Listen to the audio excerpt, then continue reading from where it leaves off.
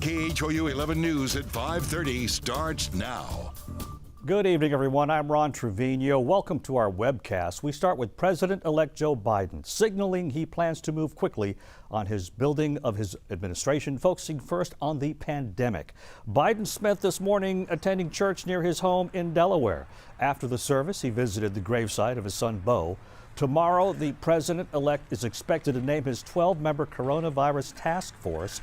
He's already announced that former Surgeon General Vivek Murthy will co-chair the task force, along with former FDA Commissioner David Kessler.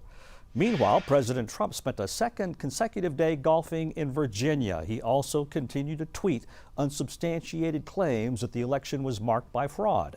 The president's personal attorney, Rudy Giuliani, this morning repeated his vow to bring a wave of lawsuits contesting the election. He says a suit alleging voter fraud in Philadelphia and Pittsburgh will be filed tomorrow. Now back to the pandemic. The president and president-elect are facing an intensifying situation. The U.S. surpassed 10 million coronavirus cases today. The 7-day average of new cases now exceeds 100,000 per day. Here in Texas, more than 5,000 new cases were reported today, and more than 6,000 people are hospitalized. Here in Houston, doctors on the front lines fighting COVID say the pandemic needs to be issue number one for both the president and president-elect. Texas could soon become the first state to hit 1 million cases. Dr. Linda Yancey with Memorial Hermann says Houston is not seeing an explosion of new cases like El Paso, but it's certainly possible if more actions aren't taken. She says the easiest thing for people to do is to wear a mask when they leave their home.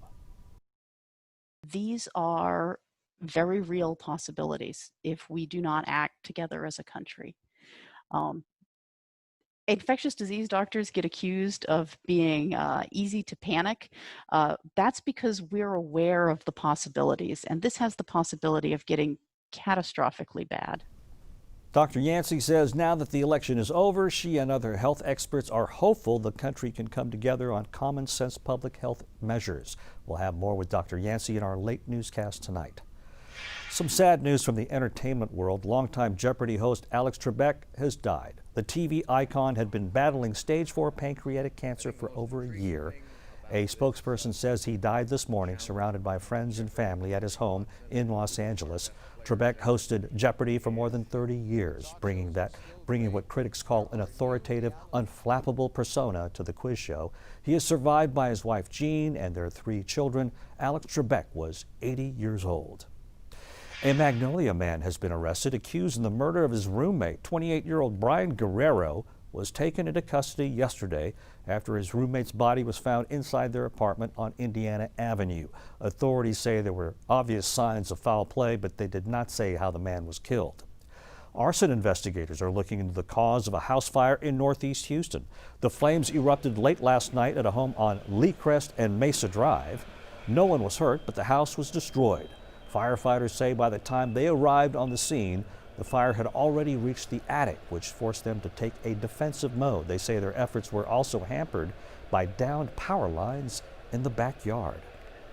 Now to the weather. Blake, this Sunday turned out quite nice. Thank you very much after a foggy start. It certainly did, yeah, and it's shaping up to be a fairly decent week overall over the next 7 days, although there will be some slight chances of rain entering the forecast as we head into your Monday and Tuesday, and again heading into next weekend. Real quick check of Ada, just shy of hurricane strength as it continues to push towards the middle Keys there between Key Largo and Key West. So if you're familiar with deep South Florida, this is where that storm is headed, and it's expected to become a Category 1 hurricane. Currently, we do have hurricane warnings in effect for the Keys, but this storm is expected to move into the Gulf of Mexico, but then hook to the north and eventually back to the right out towards the Tampa, St. Petersburg area. So a very unusual track. Normally you don't see this into the west coast of Florida like that, but nonetheless, this is what we're facing here. And of course, it'll be of no consequence to our forecast here locally, but certainly piques our interest if you have friends or family over there in the Sunshine State. You can see the hurricane warnings stretching from Key Largo all the way out toward the Dry Tortugas, and those tropical storm warnings all the way up there to the Space Coast,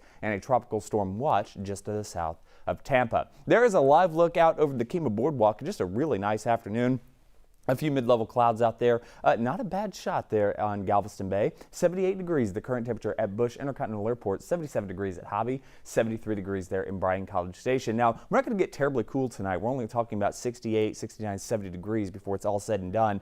Highs tomorrow should once again make it into those upper 70s to right around 80 degrees before we close out the day. Satellite and radar, not a whole lot going on here locally. You will notice a few scattered showers well out there into central Louisiana out towards the Lafayette area. Those will not impact our forecast this evening or into the overnight. We could see a few of these slip into our area for tomorrow, though. We'll give that about a 20% chance of occurring, but all in all, a quiet weather week ahead for the most part. Now, I want to draw your attention to this. You'll notice a big dip in the jet, bringing some snow and rain out there towards California as well. Look at that, 20 degrees right now in Billings, 31 in Salt Lake City, even Los Angeles at this time coming in at 59 degrees. But out ahead of it, whereas a lot of ridging taking place, we have temperatures all the way up to 70 degrees up there in Minneapolis. That is pretty unusual this late into the season, but nonetheless, that's what they're seeing. And that deep trough digging across the United States will help pick up Ada and push it towards Florida, and again, keeping it away from Texas. But as that system pushes through, ridging will build in behind it, and that's going to make for very warm temperatures, it looks like, over the course of the next 6 to 10 days. And as we look all the way out to day 14, boy, we're talking about very much above average temperatures across the United States. And I'm somewhat encouraged by that because you know me, I like the colder weather.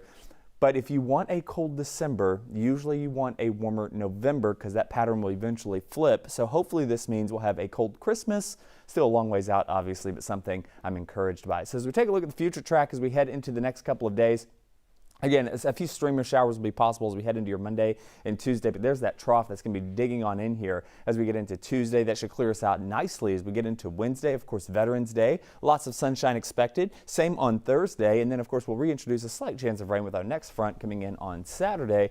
But you see what I see, Ron, and that is no chilly temperatures, at least not yet. So when am I going to get to wear that cool sweater I bought? Well, I'll let you know.